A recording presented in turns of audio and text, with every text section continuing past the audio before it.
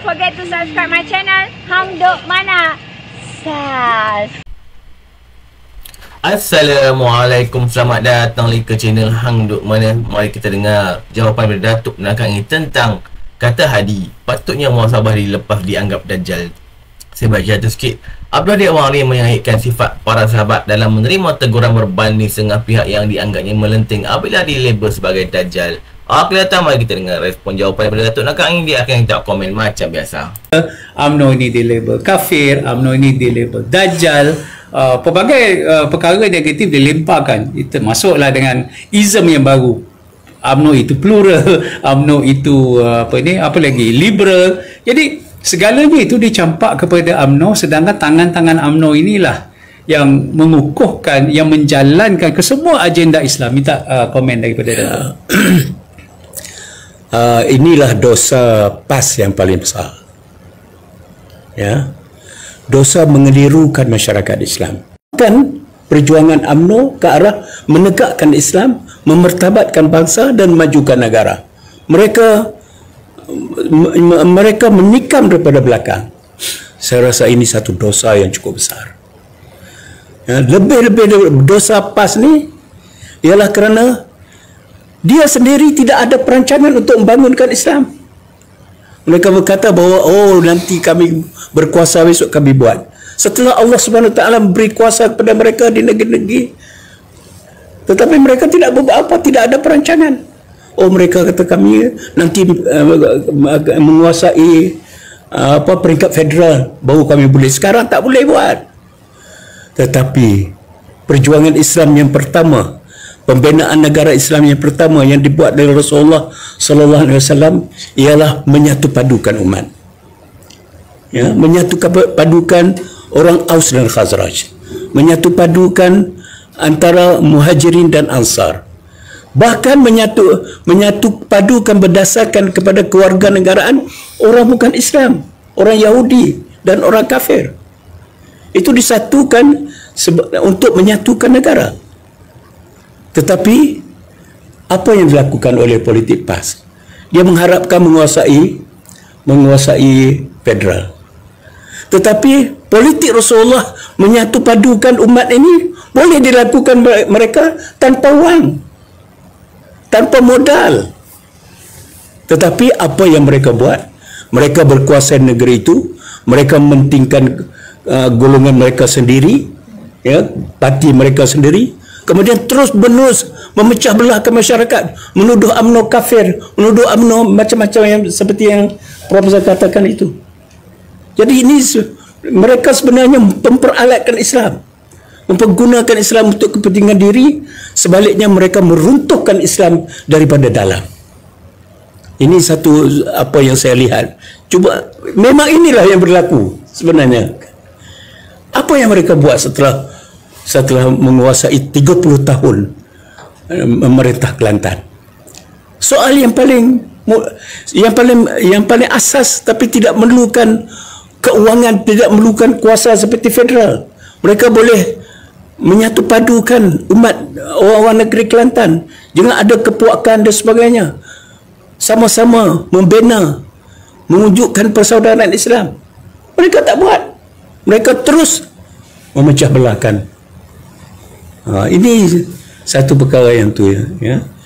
Jadi bagi saya, sedangkan apa yang tak dilakukan oleh UMNO secara tawaduknya tidak mendabik dada bahawa inilah Islam.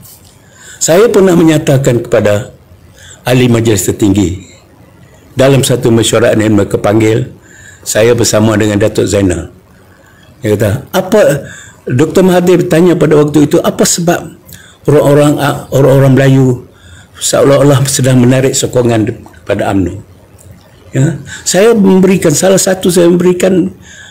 pandangan saya pada waktu itu ialah bahawa UMNO banyak melaksanakan agenda Islam, tetapi tidak bagi nama Islam, tidak berjenama dengan jenama Islam.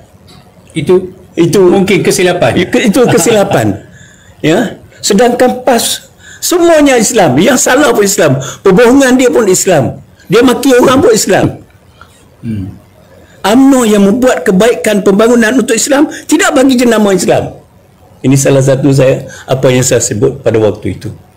Ya, jadi sebab itu kita harus meneruskan agenda Islam ini, tetapi tanpa kita mendabik dada, kerana Allah tak suka kita takabur, kita sombong.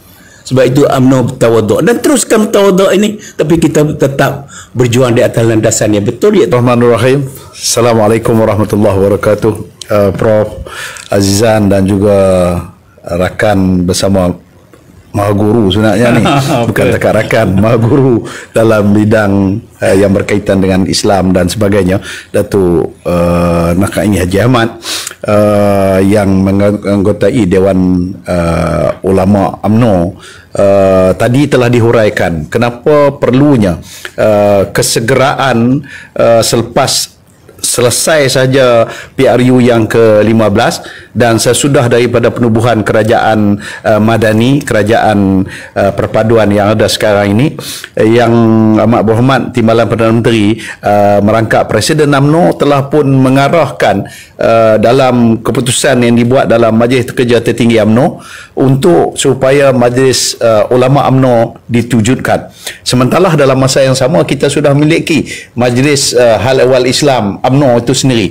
Namun saya nak menggambarkan bahawa sebagaimana yang Datuk nak ingin uraikan tadi, betapa seriusnya, betapa bersungguhnya UMNO ingin melihat bahawa Islam itu diperkasakan bukan dalam bentuk retorik atau dalam bentuk bicara yang biasa-biasa, tetapi dalam bentuk kerangka yang mempunyai asas dan dasar-dasar yang telah disusun aturkan, sehingga dipindahkan perlembagaan pengujudan Majlis Ulama UMNO, perlembagaan parti UMNO itu sendiri memasukkan pasal yang berkaitan dengan hal yang berkaitan dengan Majlis Ulama.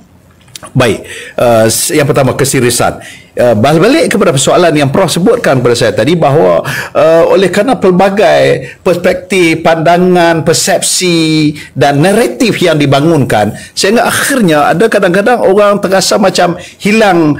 Adakah Islam di Malaysia ini tidak menepati dengan kehendak Islam yang dibawa di zaman Rasulullah sallallahu alaihi wasallam, dalam erti kata realiti Islam dalam konteks negara Malaysia yang kepelbagaian dan juga yang termasuk daripada pelbagai bangsa, agama dan juga anutan ini. Jadi Prof, kita melihat bahawa sebenarnya kembali untuk kita faham ni dalam konteks yang mudah untuk saya bawakan ialah maqasid syariah. Apa dia artinya? Maksud tujuan syariah ini diwujudkan ialah matlamatnya ialah untuk menjaga 5 perkara. 5 perkara yang mesti tak dapat tidak untuk dipertahankan. Dalam konteks maqasid syariah ini, sebab itu kita melihat yang pertamanya ialah hifdzuddin ataupun menjaga agama, menjaga akidah.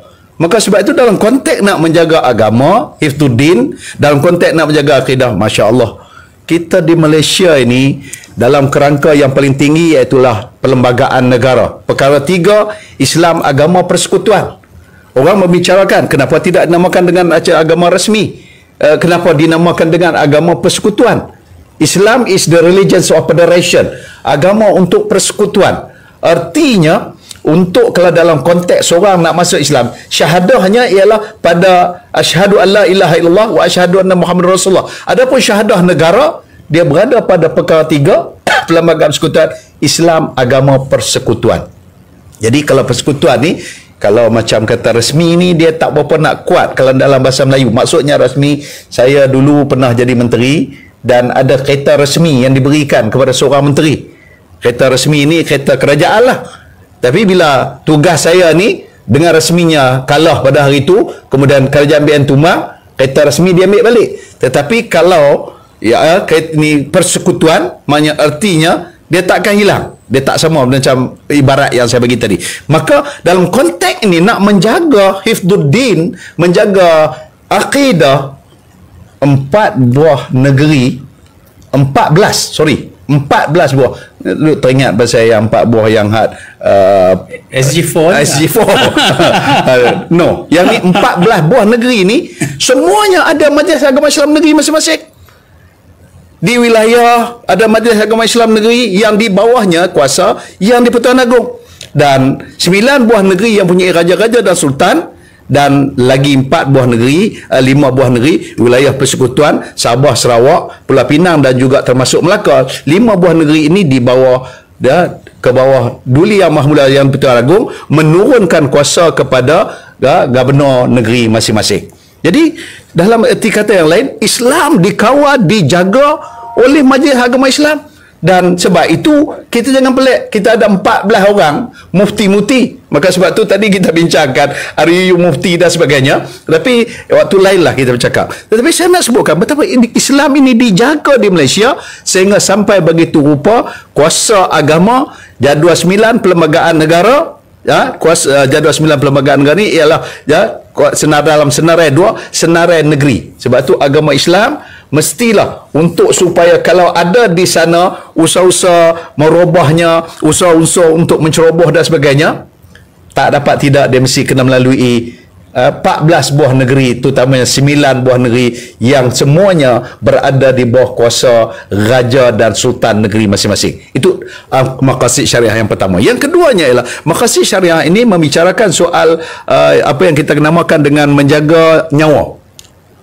hifdzun nafs, menjaga nyawa. Islam sangat menjaga hak kehidupan seseorang sehingga nyawa seseorang ni terlalu berharga. Doesn't matter sama ada dia seorang Muslim, dia bukan Muslim dan sebagainya. Sebab tu dalam Misaqul Madinah, perlembagaan Madinah, kita melihat bagaimana Rasulullah menjamin nyawa-nyawa orang yang bukan Islam yang berada dalam negara Madinah pada masa tersebut, sehingga tak boleh untuk, bahkan dalam Islam ni bukan nyawa manusia, nyawa binatang pun mempunyai harga dan nilai di sisi Islam. Maka sebab itu maqasid syariah menjamin nyawa seseorang. Sebab itu siapa yang mengambil nyawa orang lain, yang membunuh tanpa hak, hukumannya dibunuh balas balik, walaupun dia yang terbunuh itu dia bukan Islam. Maka keindahan Islam menjaga 5 maqasid. Yang ketiganya ialah hifdzul akal, menjaga akal.